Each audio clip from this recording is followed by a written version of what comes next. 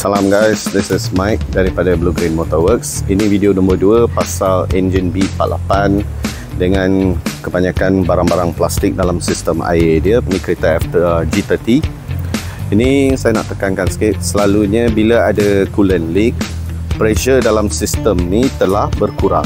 Satu sistem coolant system dalam satu kereta ada lebih kurang 20 hingga 25 komponen. So bila dia pressure dah kurang, semua komponen-komponen lain pun mengalami pressure yang kurang. Selepas tu bila kita dah buat pressure test dan kita jumpa mana satu komponen yang leaking, mungkin ada 1-2, kita dah gantikan. So bila kita dah gantikan, kita dah restore pressure tu.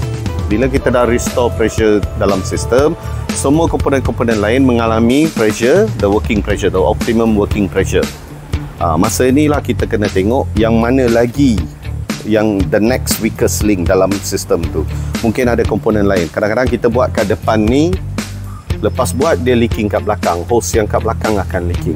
Semua ni macam ni biasa sebab sistem ni adalah litar tertutup. Pressure kat point A sampailah point Z, point Y, point X, semuanya sama. Bila kita dah restore the pressure, tak tahu bila yang next thing akan. Itu sebab kadang-kadang kita perlu buat pressure test 2 kali, 3 kali.